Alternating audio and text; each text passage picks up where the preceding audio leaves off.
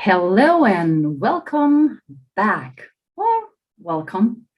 Welcome to Choose Happiness, Choose You on, of course, the Win-Win Women Network, or better, multimedia provider to help you find happiness, find answers to all sorts of things that matter to us women. I'm Dr. Natalie, and I am, of course, your hostess. I am also an intuitive transformational mentor. In other words, I am a revolutionary rule breaker. What does that mean? That means that I help you, guide you, show you how you can find happiness, find yourself, find love, confidence, trust yourself again, and thereby create the life that you really desire and deserve. All right, today I want to dive right into a subject that keeps coming up every single year. And it is also a subject that differs in many countries. It's a cultural thing. And as we know, with some cultural things, they start in one place and then they sort of migrate all over the place. In this instance, that has happened too. Because I remember when I was young, a long time ago, that in my country, Germany, we didn't really do anything about this one day. And then when I moved over to the United States, it was everywhere. Even the kids in school would make time to prepare for this special day. And then I started really looking a little deeper into it, not just this day, but any kind of days that are celebratory. And you know what I found? And you can see it all over social media right now. You can see that almost every single day is a special day. We're celebrating something every day. Whether it is Pancake Day, whether it is International Give a Hug Day, every single day. And sometimes we actually celebrate supposedly more than one thing on one single day. So, of course, being the historian that I am, trying to find the root of everything as a historian, but also as your intuitive mentor, trying to get to the root cause of things, I tried to figure it out. And of course, there are many different options in which to explain that or get to this. Well, here's one thing that I'd like to share with you. There seems to be a at least partial economic-driven idea behind many of the celebratory days. And we'll talk more about them from time to time. Today, of course, long introduction, short, I want to talk about Valentine's Day. Yes, the V-Day. Now, don't get me wrong, for historians, V-Day means something very different, okay? We're talking about war. But in our personal lives, and this is where it all comes together, V-Day, of course, is very different. V-Day is the one with the hearts, is the one with the flowers, is the one with, yes, you guessed it, the chocolate. And let's not forget, in some countries, with the jewelry. Now, I'll be honest right off the bat, I don't celebrate Valentine's Day. I don't. That's me. Of course, I have to give a caveat there. I do give a little card to my daughter and to my mom. That's pretty much it. Reason for that is what I think is the root cause of this whole thing. Historically speaking, there are lots of reasons for Valentine's Day. I mean, be my Valentine, of course. It sounds cute, it sounds great. And yet, if we're looking at it, who really benefits from Valentine's Day? Well, business. Just putting it clearly out there. That's why I'm a revolutionary rule breaker. So business profits because there are advertisements in some countries, especially in the US, but I've seen it more and more in Europe as well. And I cannot speak to countries such as India or China or even Australia. I have not done the research. So take that with a caveat. But I have noticed that there are advertisements about what you have to do on Valentine's Day, or you will be in the doghouse. I can just imagine the pressure. It used to be the pressure for guys, but it has turned. It's for anybody who's in a relationship, and not just a love relationship nowadays. Now it's also about friends. Apparently, there was not enough money to be made in just having the love relationships. So my daughter in the US school would always prepare Valentine's card, and there had to be a little gift with it. But that all costs money. Not that I mind that. However, who are you really choosing when you follow the pressures that society puts on you? Are you really choosing you? Aside from the fact that prices skyrocket for flowers, chocolate, jewelry, and even to go to the restaurant. All of those prices all of a sudden skyrocket. I actually did an experiment with that with my daughter to demonstrate to her what's happening. We went to the grocery store, to the flower shop actually, a few weeks before Valentine's Day. It wasn't even on the calendar officially. We looked at the prices. We went a day before and on Valentine's Day. Whee! And a day later, woo. Point taken, right?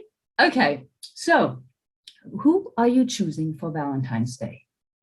Are you giving in to the pressures?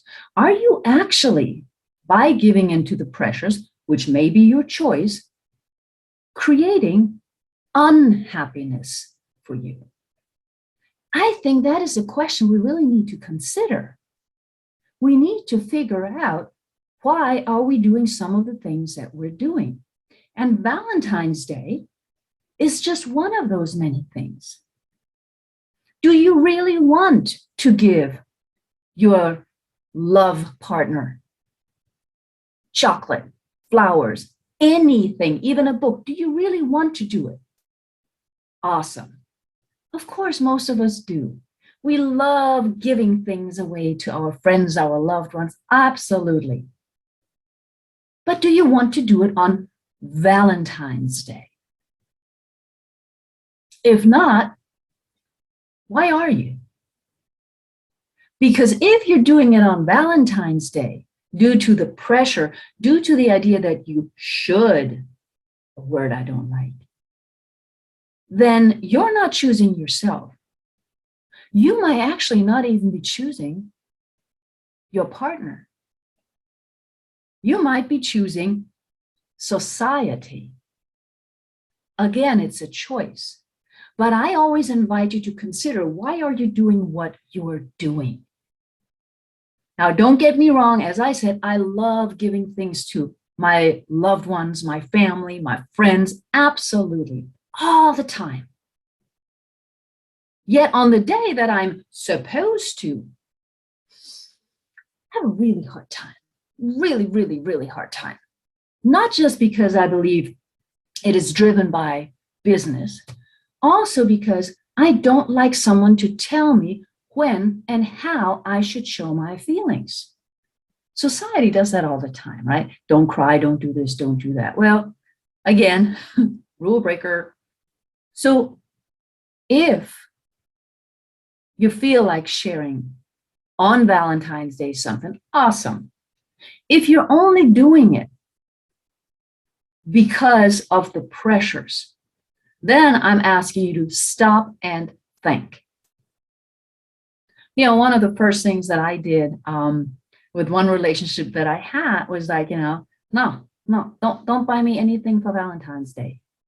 Actually, with every relationship, because I said, no, I don't want you to give me something on the day that society tells us to, because I can never be 100% sure if you're giving it to me because you want to or because you have to.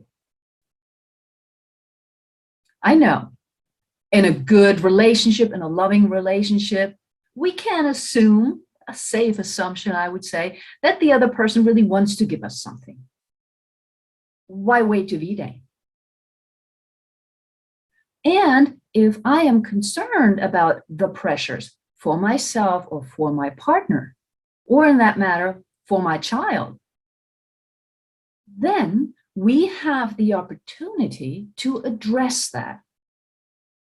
Some of us, quick sidetrack here, may not be able to even afford all of the things that we're supposed to do.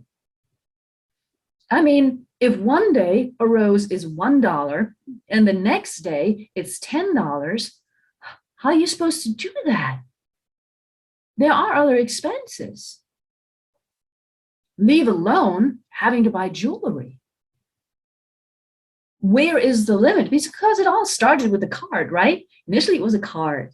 Then it was a card and chocolate. Then it was a card and chocolate and flowers. Then it was a card and chocolate and flowers. And it just, the game is being up-leveled all the time.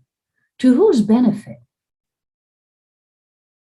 Returning to the question, who are you choosing when you're giving in to those pressures?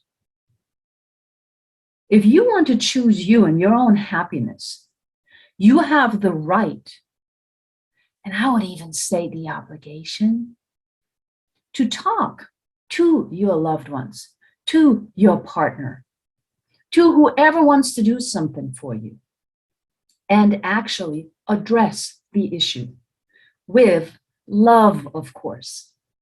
You want to address the issue and make clear that, yes, you want to give them something whenever you feel like it. Yes, you love them so much, there's nothing in the world that can ever change that. Yes, you want to take them out to dinner. Whatever you feel in your heart, you want to do all that. Yet, you're not sure that you want to do it on that assigned date. We can talk about that, especially in our most intimate relationships with our loved one, our partner, our children. We need to address the issue. Because if we don't choose ourselves in that instance, what are we teaching our kids? They are just going to have to also play the up-leveling game for, in this instance, Valentine's Day. That just doesn't resonate with me. So let's assume that you have enough money, you could do all that. You could buy the flowers that are 10 times as expensive. You could receive gifts from your partner because you have enough. Is that really something you treasure on that day for you and from your partner? Or is it something where you say, oh, great, thank you so much. And you go to Instagram and post it. Look what I got. I got more than you did. I apologize. That was not meant as an offense, but some people do that. And then you put it away. And every year on Valentine's Day, you take it back out. And in the back of your mind, every time you look at it, you wonder, was that a gift from the heart? Or was that a gift based on pressure? That could become a nagging little question. And that question, of course, would only come up if we have self-doubt. Not even necessarily doubt in our partner, but self-doubt. Are we really worth all of that? How would you react if your partner gave you a beautiful, beautiful homemade card to Valentine's Day instead of, I don't know, a diamond ring or 2 bouquets of flowers that have been sent to you. How would you react then? This goes to our values, right? So your partner sat down for like half an hour, and created something for you. Do you value that as much as something that is expensive? The answer is not right or wrong. The answer is not, I prefer a homemade card over a bar of chocolate or over a bouquet of flowers. The question is, what is right for you? And if your partner doesn't know what is right for you, your partner can't get it right. Your partner is going to try and figure it out. I know that in many, not most, not all, in many long-standing relationships, there is an agreement. You know, over time, you begin to settle in, okay, we're just going to go to dinner, or we're just going to have a nice dinner at home. That's awesome. I recommend having that conversation straight from the start, especially if you're entering in a new relationship. Because we pretend so much, don't we? So in a new relationship, I believe it is especially important to sit down and have that conversation with your love interest for now, because we're not at the real relationship state, right? And just say, hey, how do you feel about Valentine's Day?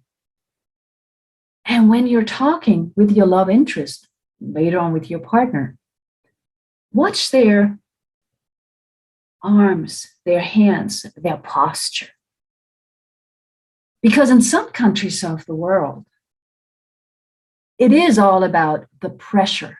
It is, oh my gosh, she's asking me because she wants to know if I'm going to spend a lot of money on her, but I don't really have any money. So,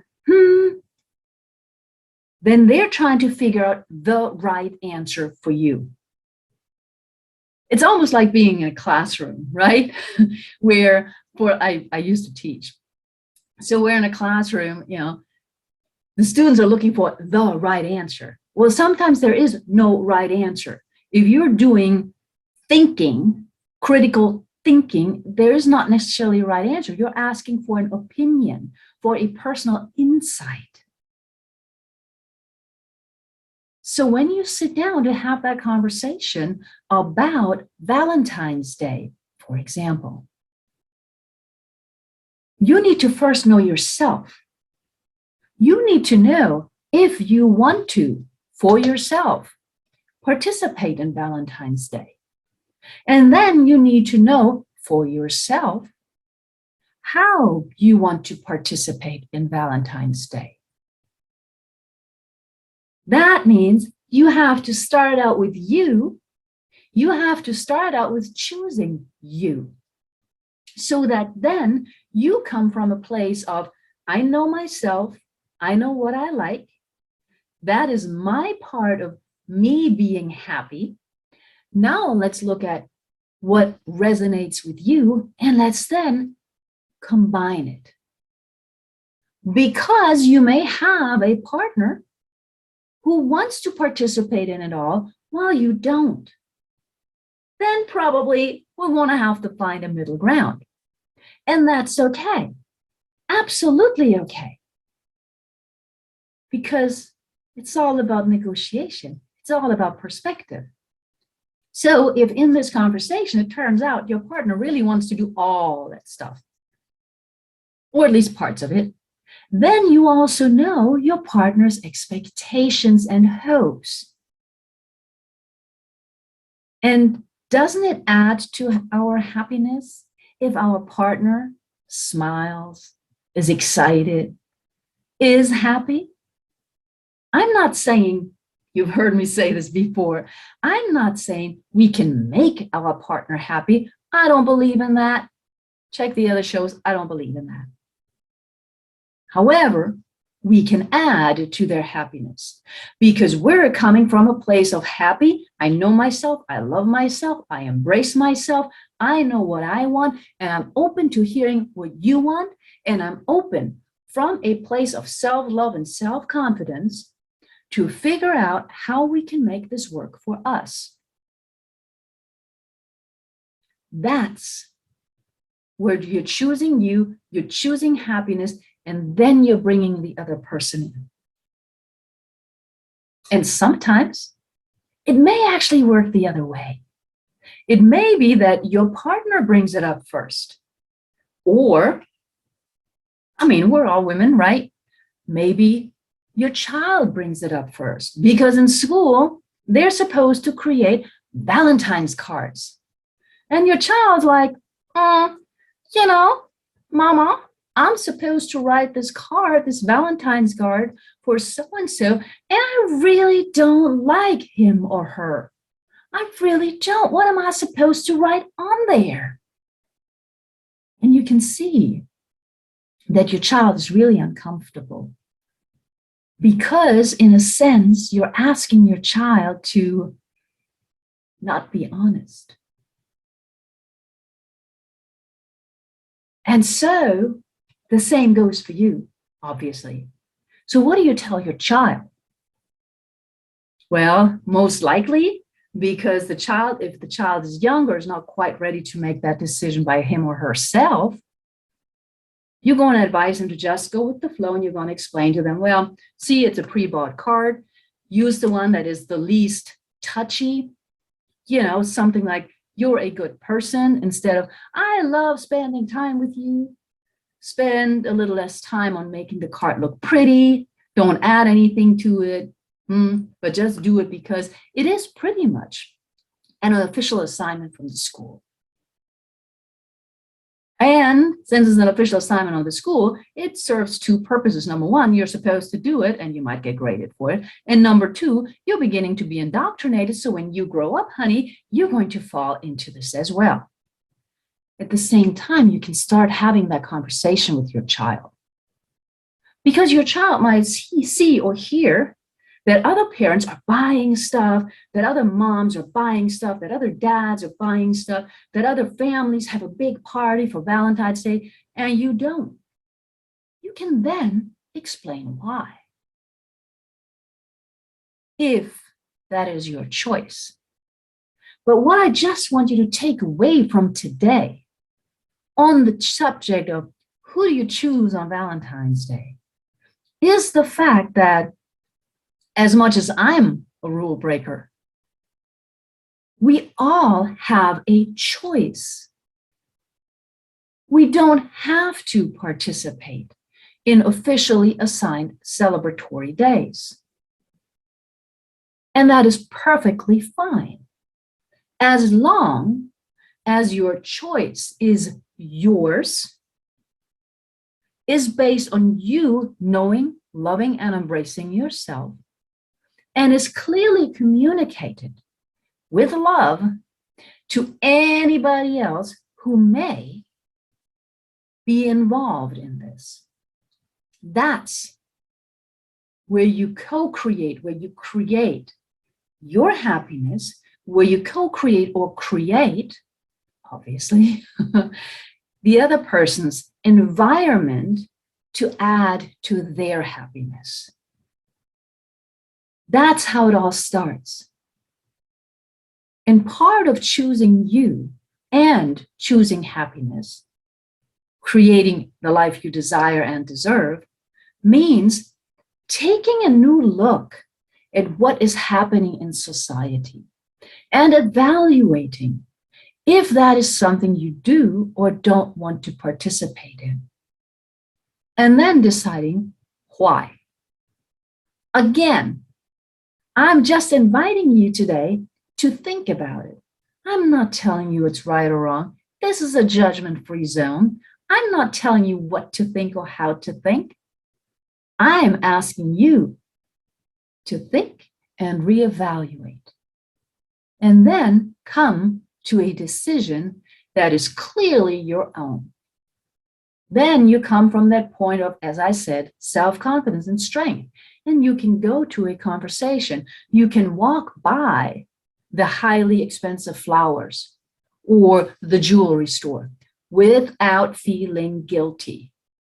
Because you know that when you feel like it, you won't buy it.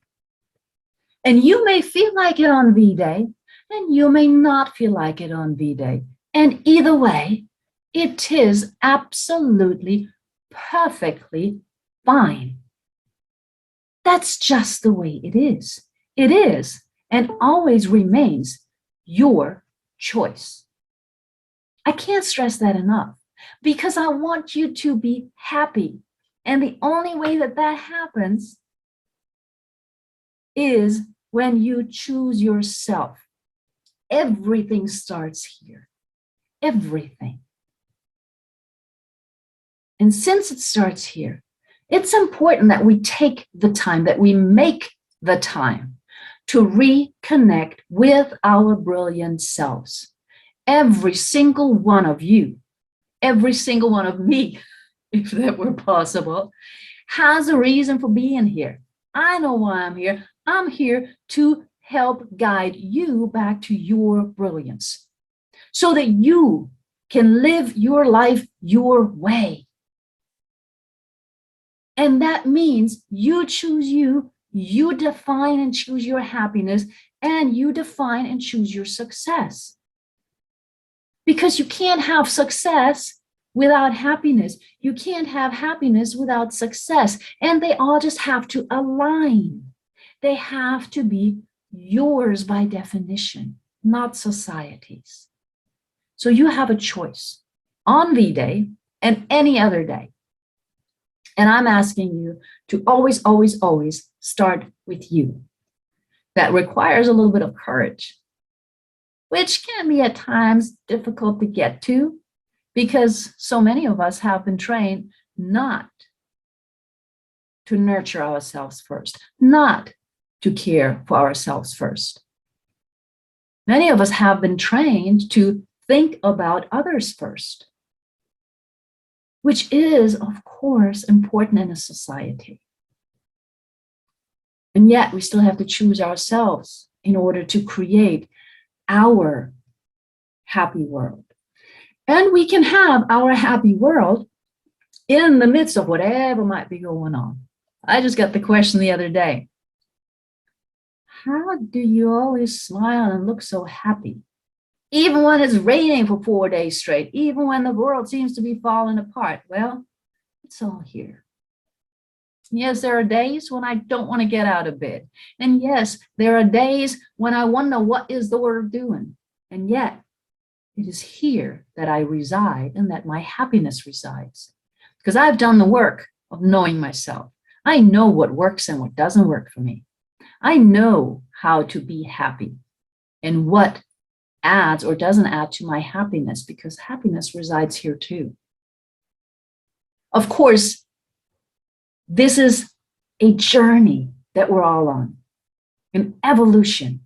And I'd love to talk to you where you are in your evolutionary process right now and how you can move to another stage. I don't want to say to the next stage, to another stage where you know yourself better, where you have more self-confidence, where you come from a place of self-love and self-trust, which is so, so crucial. And therefore, I invite you to go over to the Win-Win store. I have a laser-focused transformation session there for you, where you and I talk one-on-one, identifying your specific areas where we need to focus and how to move to the next stage. One-on-one, create an action plan, identify where you want to go. I help identify you some resources so that you can know yourself, love yourself, and embrace yourself, because those are necessary for you to go out there and claim, reclaim your happiness. And that's what I want for you. Choose you, choose happiness. And let's see how amazing your life will be. I'll see you next time.